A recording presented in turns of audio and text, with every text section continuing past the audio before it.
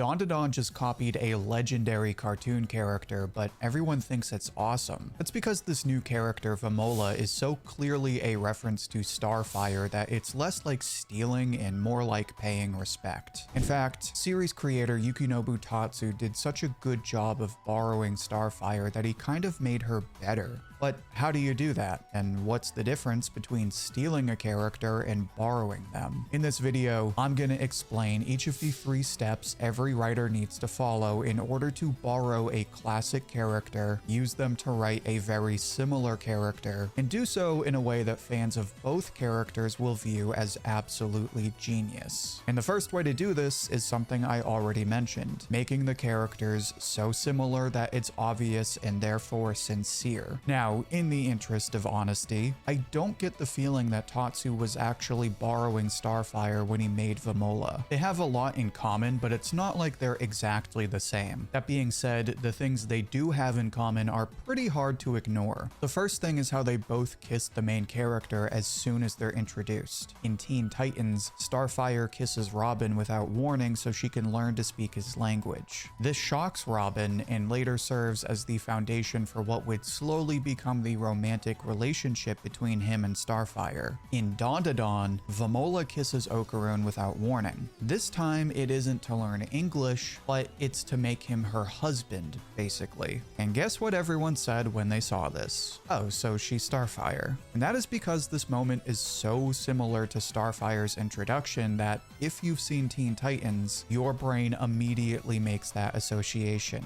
Of course, there's a number of other similarities that make this comparison even more impactful. First of all, they're both alien girls. They're both strong characters. Starfire can fly and shoot lasers, and Vamola has her kaiju suit. They're both kind of weird due to the whole not knowing Earth customs thing. With Starfire, it's even weirder because of her Tamaranian culture, but with Vamola, it's more just learning the culture on Earth. And even more importantly, they're both running away from wars at home. Starfire's home was ruined by a war between the Tamaranians and the Gordanians, and obviously, if you know Vamola's backstory, then you know her background is pretty similar. The more you find out about Vamola, the more she seems like the new Starfire. And I say the new Starfire rather than another Starfire because it's clear that she's not identical. But we'll get into why those differences are so important in just a few seconds. In terms of their similarities, you cannot meet Vamola without thinking about Starfire. Their introductions are almost the same, and they have a lot in common. So much so that you tend to think there's no way Tatsu wasn't thinking of Starfire when he made this character. In that sense, even if that is the case, this influence seems genuine because it's so obvious. A good example of this outside of Dandadan would be somebody like Fujitora. Fujitora is one of the admirals in One Piece, but if you know anything about Japanese movies, then you only have to look at Fujitora once to realize he's a spin on the famous character Zatoichi. The comparison is so obvious that everyone can see it right away, so there's no way Oda is trying to be sneaky. And the same is true for Vamola. It's hard to say what Tatsu's real influence was, but everyone likes the similarities with Starfire because they are so clearly similar. And I know what you're thinking. Okay, sure, clearly they're alike.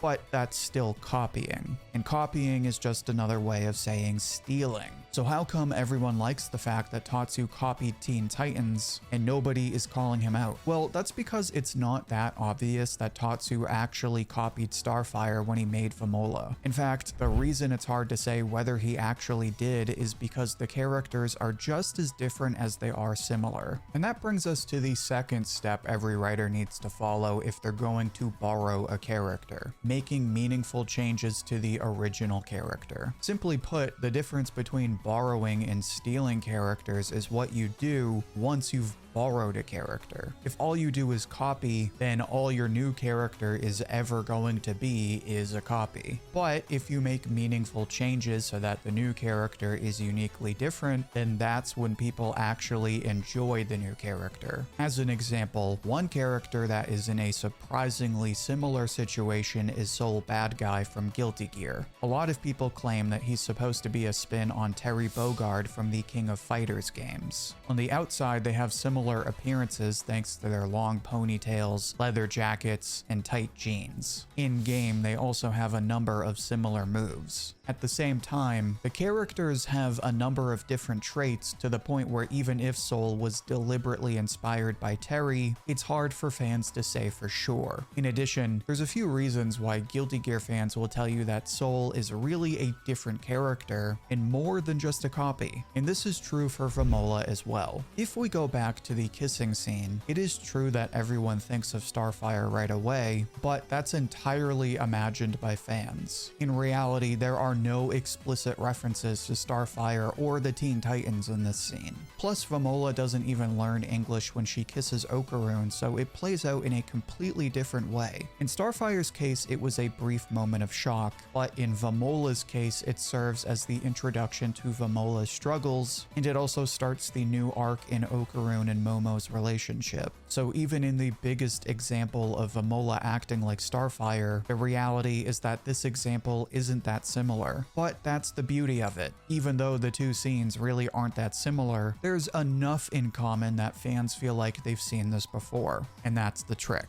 Doing just enough to elicit those feelings, but making the character unique enough that it doesn't feel lazy. And in Vamola's case, she is clearly different from Starfire. Starfire is an alien, but you can't really tell just based on her design alone. Vamola looks much more like an alien while still retaining that human look. She has stars in her eyes, which I'm just now realizing could also be a reference to Starfire, but the stars also make you think of outer space. She has antennas on her head, like an alien, and she's always wearing an alien monster suit. So visually, Vamola can be seen as an improvement to this trope or archetype of the alien girl who learns to be normal because she actually looks like an alien. On that note, she also has completely different powers. Starfire was stronger than normal humans, but she usually relied on her energy attacks and she would fly in fights. And as a Tamaranian, her emotions actually fueled her powers, which is why she was the more sensitive member of the team, even though she was a bit oblivious to a lot of the customs and social dynamics. In Vamola's case, she doesn't have any of that. She doesn't have superhuman strength and her emotions don't fuel any of her powers. Literally, all of the powers come from her kaiju suit. And personality-wise, she isn't exactly sensitive. At least no more sensitive than any of the other members of the group.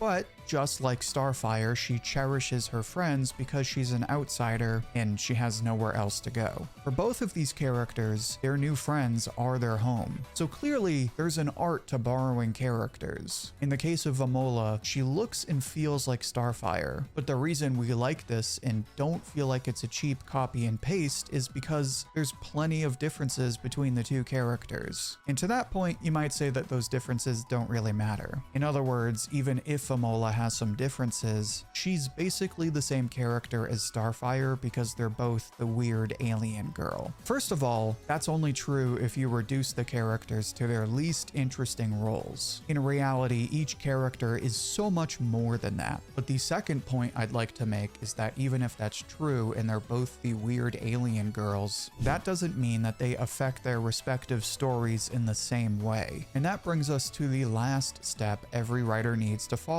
when borrowing a character. Not just making changes to the character, but also changing how the character affects the story. And this is done in two ways: changing the character's role in the story and changing what kind of arc that character experiences. In the case of Starfire and Vamola, if you really dumb it down, they are both the weird alien girls. But the reality is that they fill several different roles in the story. In the case of Starfire, she often serves as our romantic interest for Robin, meaning she would often be at the center of the romantic subplots in the story, like the time Robin had to take a villain to the prom so she wouldn't blow up the city with bug monsters, and Starfire got really, really jealous. Or the time they went to Tokyo and tried to go on a date while they got attacked by anime monsters. Starfire was often the source of romantic tension in the story, but she wasn't just the romantic interest. Starfire led to a number of interesting plot lines, like her struggle against her sister where she had to reconcile her love for her family with her own identity, a topic that would come up again when she got this weird alien virus and turned into a monster, or when she had to deal with racial intolerance from another superhero. With Starfire, she was a romantic interest and she was the weird alien girl, but she also started a lot of interesting conversations about identity, race, and self-confidence. And Starfire is all of those things, not just one or two of them. Now, when we look at Vamola, there is a bit of overlap,